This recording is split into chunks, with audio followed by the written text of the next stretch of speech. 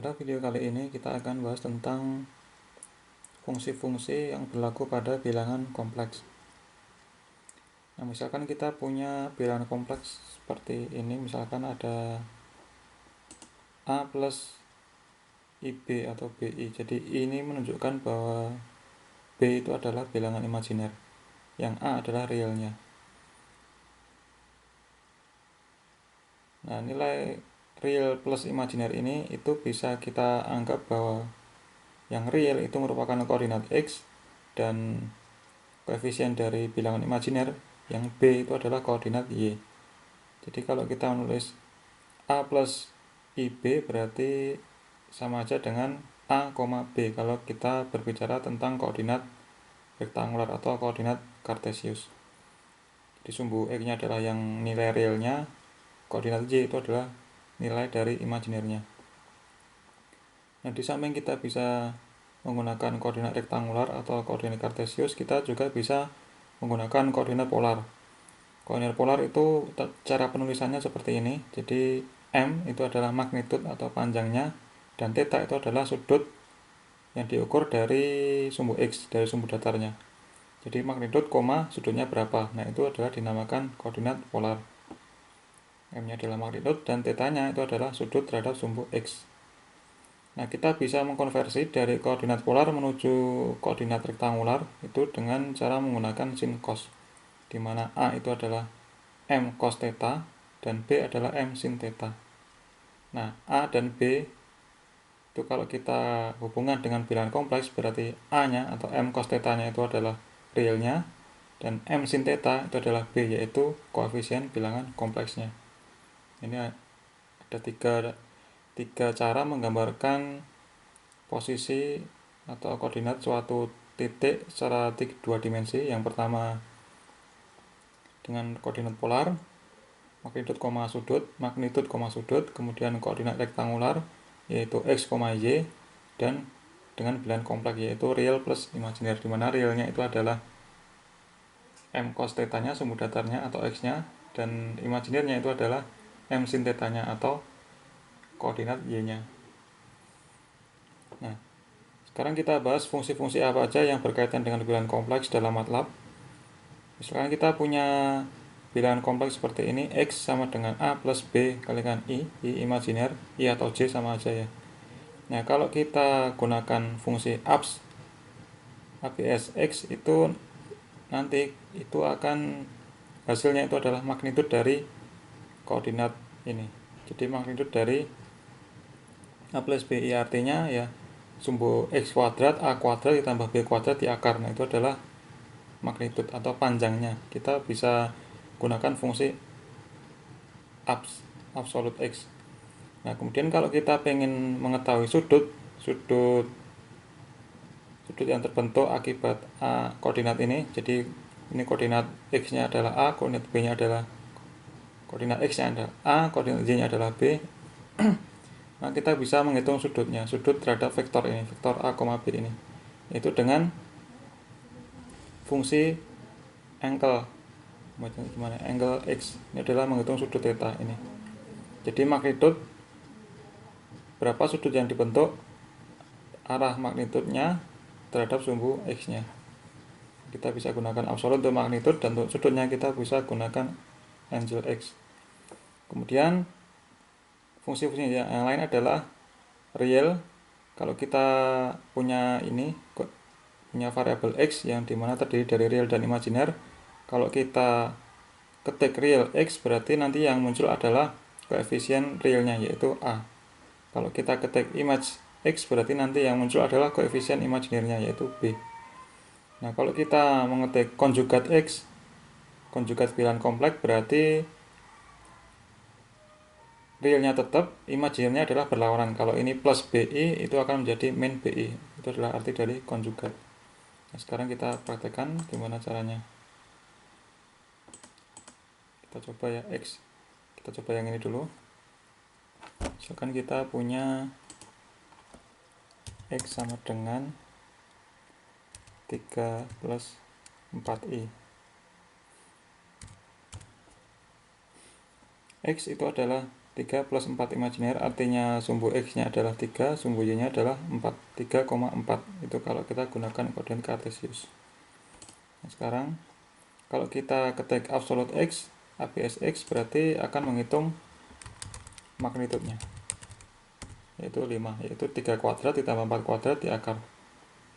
Kemudian kalau kita ketik angle X, sudut theta dalam radian ya, kalau ini angle X itu adalah sudut terhadap sumbu datarnya 0,9273. Nah, ini dalam radian. Kalau kita pengen derajat ya berarti ini kalikan 180 dibagi dengan P.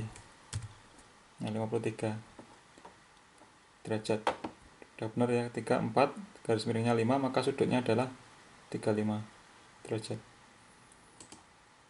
Kemudian kita coba real, image, dan konjugat. Kita tampilkan lagi. Kalau kita ketik real X, maka yang muncul adalah koefisien X nya, koefisien realnya yaitu 3. Kalau kita ketik imajiner dari X, maka yang muncul adalah koefisien imajinernya yaitu 4. Kalau kita ketik konjugat,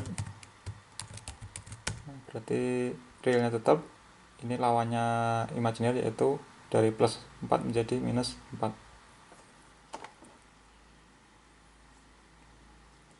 Itu beberapa fungsi dasarnya. Kemudian kita bahas tentang perkalian dan pembagian bilangan kompleks. Nah, kita bahas teorinya dulu. Kalau kita punya bilangan kompleks X dan Y, di mana X adalah A plus BI, Y adalah C plus DI, maka kalau kita kalikan, katakanlah kita mau mengkalikan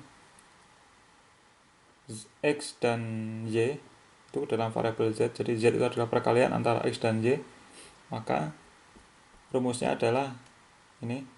Jadi kalau kita kalikan X kalikan Y itu sama dengan Z, itu magnitud dari Z itu akan sama dengan magnitud dari X dikalikan magnitud dari Y. Nah, bagaimana dengan sudutnya? Sudut yang terbentuk bilangan Z ini, hasil peralihan ini terhadap sumbu X itu adalah sudut X dikurangi dengan sudut, ditambah dengan sudut Y. Jadi kalau kita melakukan perkalian bilangan kompleks X kalikan Y, maka hasil dari perkalian itu magnitud dari hasil perkalian ini. Magnitud dari hasil perkalian X dan Y, dalam hal ini kita namakan Z, itu akan sama dengan magnitud dari X dikalikan dengan magnitud dari Y. Nah, sudut yang terbentuk dari hasil perkalian itu adalah sudut X ditambah dengan sudut Y. Nah, sekarang kita coba bagaimana kalau kita gunakan langsung perkalian dalam MATLAB. X, Y, Z sama dengan X kalikan Y, apakah sesuai dengan rumus yang ini?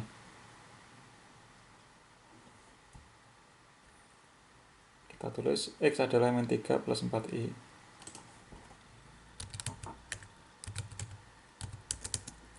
Min 3 plus 4 imajiner, kemudian Y nya adalah 6 min 8I.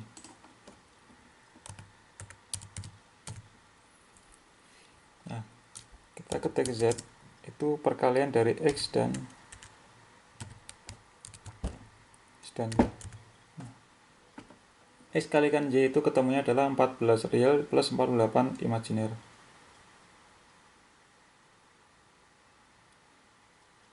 Nah, ini kalau kita gambar, kita cari sudutnya dulu. Sudutnya sudah ketemu, kemudian bagaimana dengan sudutnya?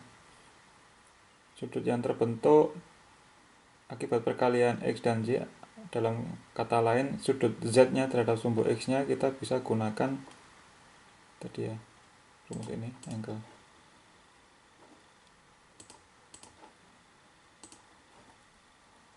Sudut Z sama dengan angle dari Z nya 1,287. Kita jadikan derajat GP 73,7398. Nah, kita cek satu persatu dalam gambarnya.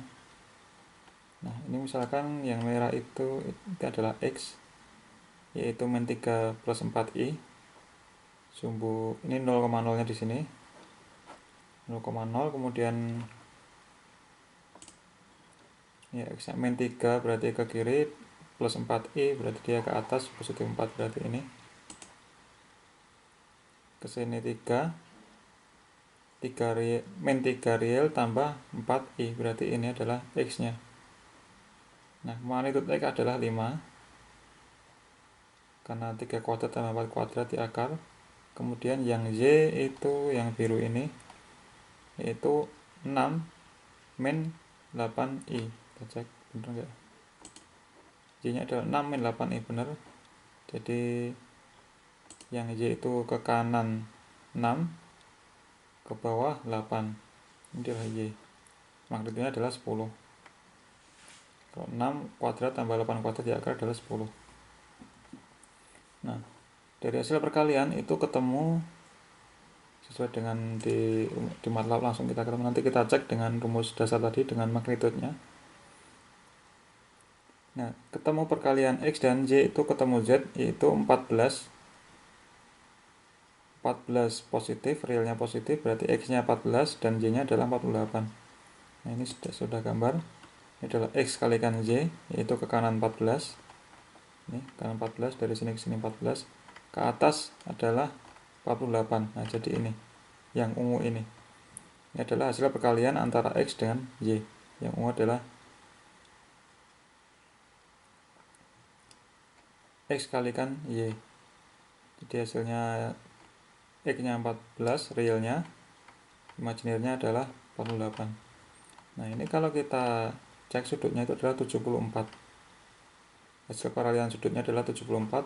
Nah tadi sudah sesuai ya, ini juga 74, 73,7 kita bulatkan 74. Nah jadi hasil perkalian matrik kita sudah buktikan sudutnya sekian, dan ini perkaliannya 14 plus 14x atau 14 real tambah 48i. Nah itu kalau kita langsung gunakan perkalian MATLAB-nya di MATLAB di ini. Nah sekarang kita cek dengan rumus yang dasar ini, apakah magnitude z itu sama dengan magnitude x kalikan magnitude y. Nah, kita cek hasil yang tadi.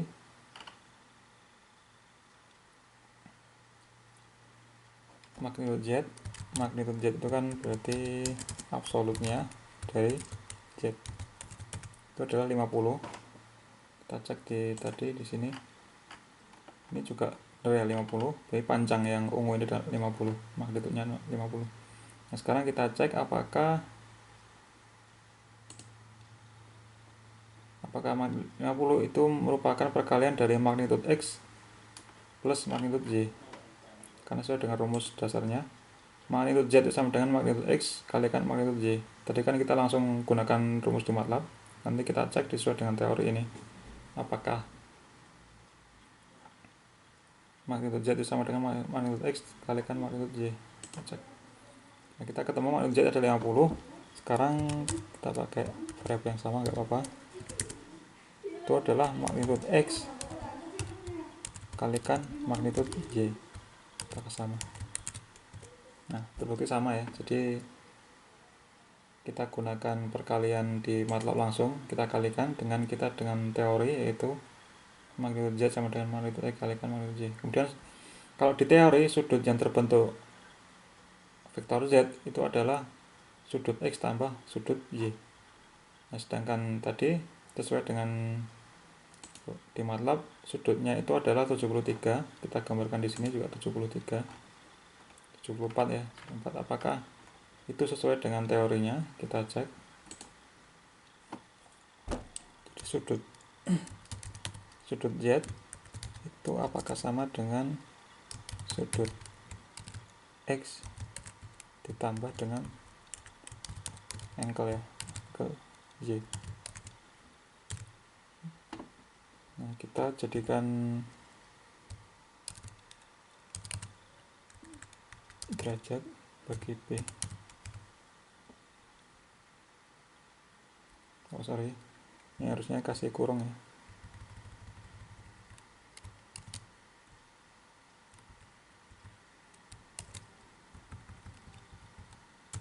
Nah 73,73 sama ya kayak yang sebelumnya nih. Nah, jadi kita sudah buktikan bahwa rumus yang dalam MATLAB yaitu X kalikan Z, kemudian magnitudo Z dan sudut Z itu sesuai dengan teori perkalian bilangan kompleks, di mana magnitudo hasil perkalian itu sama dengan magnitudo X kalikan magnitudo Y, kemudian sudutnya adalah sudut X tambah sudut Y. Sudah terbukti benar. Ini sudah sama ya, sesuai dengan teori. Oke, itu adalah perkalian bilangan kompleks. Sekarang kita bagaimana dengan pengurangan atau pembagian bilangan kompleks. Nah, pembagian bilangan kompleks itu seperti ini. Misalkan kita punya sama ya, X sama dengan min 3 plus 4i, Y-nya adalah 6 min 8i. Nah, teorinya kalau kita melakukan pembagian yaitu Z sama dengan X bagi Y, kalau X kita bagi dengan Y, maka magnitudo hasil pembagian itu sama dengan magnitudo X dibagi dengan magnitudo Y. Sudutnya adalah dikurangi, yaitu sudut X dikurangi dengan sudut Y. Sekarang kita coba di MATLAB nggak pakai magnitudo tapi langsung kita bagi, apakah nanti hasilnya itu sama dengan yang teori ini. Kita coba. Kita sudah tulis X dan Y. Sekarang kita bagi sama ya, kita kasih Z. Kita clear Z,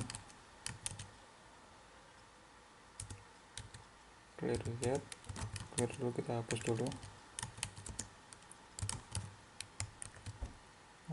Z, clear sudut. Nah, kita sudah punya X, Y ini. Kalau kita Z kita pembagian X dibagi dengan Y. Nah, ternyata min 0,5. Berarti dia hanya terdiri dari real min 0,5. Berarti sudutnya adalah 180 derajat. Karena X bernilai minus dan Y-nya 0, berarti dia sudutnya terhadap sumbu X positif itu adalah 180 derajat. Nah, sekarang kita coba dengan teori tadi.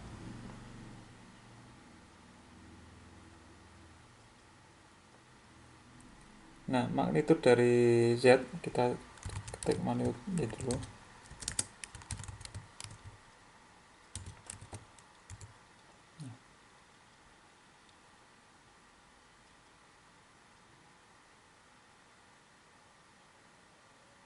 Karena dia hanya terdiri dari real, kalau kita ketik magnitudenya ya hasilnya lebih positif. Kita kalau menggunakan norm gimana? Norm Z juga sama 0,5. Nah, jadi magnitudenya adalah 0,5 dan sudutnya adalah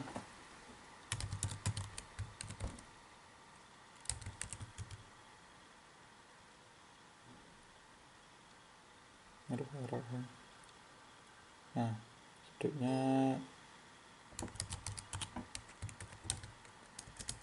ini ya, kita jadikan derajat. Nah, 180 sudah terbukti ya, kalau min 0,5,0 berarti ya sudutnya 180 derajat, terbukti ini. Nah, sekarang kita cek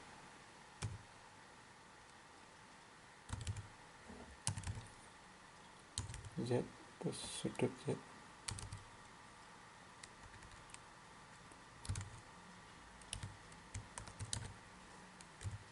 Nah, Z adalah 0,5. Kalau kita gunakan rumus tadi, berarti magnitudo Z apakah juga sama dengan hasil di MATLAB? Itu adalah dibagi dengan rumus tadi ya, magnitudo X dibagi dengan magnitudo Y. Yang 0,5 sama ya, berarti pembagian juga berlaku seperti teori. Nah, sudut itu adalah angle dari X dikurangi dengan angle dari Y. Nah, ini kalau kita jadikan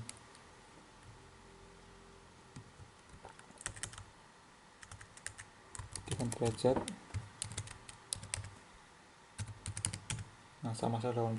Jadi terbukti bahwa ini dengan kita ketik langsung di MATLAB y sama dengan x per y, itu magnitudnya ketemu, sudutnya ketemu, itu akan sesuai dengan teori, yaitu dimana magnitudo z itu sama dengan magnitudo x dibagi dengan magnitudo y.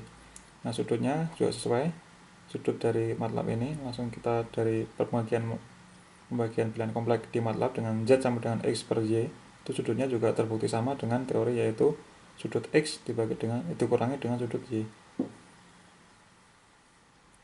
Nah, kemudian ada perhatian satu lagi, bedanya antara absolute x dan normal, fungsi absolute x dan norm x. Nah, jika kita punya variabel terdiri dari real dan imajiner, maka magnitude x itu kita bisa tulis absolute x, ABS x, atau norm x, sama aja. Nah, tetapi kalau kita menggambarkan koordinat dengan koordinat kartesius atau dua dimensi, sumbu x dan y 3,4, itu kita kalau menggunakan absolut itu tidak berlaku. Kalau kondisi seperti ini kita bisa gunakan norm, karena norm itu adalah 3 kuadrat tambah 4 kuadrat di akar. Nah, jadi kita harus tahu kapan kita gunakan norm, kapan kita gunakan absolut. Kita gunakan fungsi absolut ini untuk mencari magnitude ketika bilangan itu terdiri dari bilangan kompleks. Nah, kalau kita menggunakan koordinat kartesius x, y kan berarti real semua. Kalau real semua, kita mencari magnitudenya itu dengan norm. Kita coba, kita buktikan. Kalau kita punya ini 3 plus 4i, kalau kita pakai norm ketemunya 5, benar ya. Kalau kita pakai absolut itu sama, ketemunya juga 5. Nah, sekarang kalau kita punya y misalkan 3,4, kalau kita pakai norm y, ini adalah magnitudo dari y, kita ketemu 5 juga. Tapi kalau kita gunakan absolut y, itu tidak akan ketemu magnitudenya, tetapi dia tetap menjadikan positifnya, yaitu tetap 3 dan 4. Nah, itu kita harus tahu kapan kita boleh gunakan absolut gini, kapan kita boleh menggunakan norm. Oke, demikian, semoga bermanfaat. Sampai ketemu di video selanjutnya.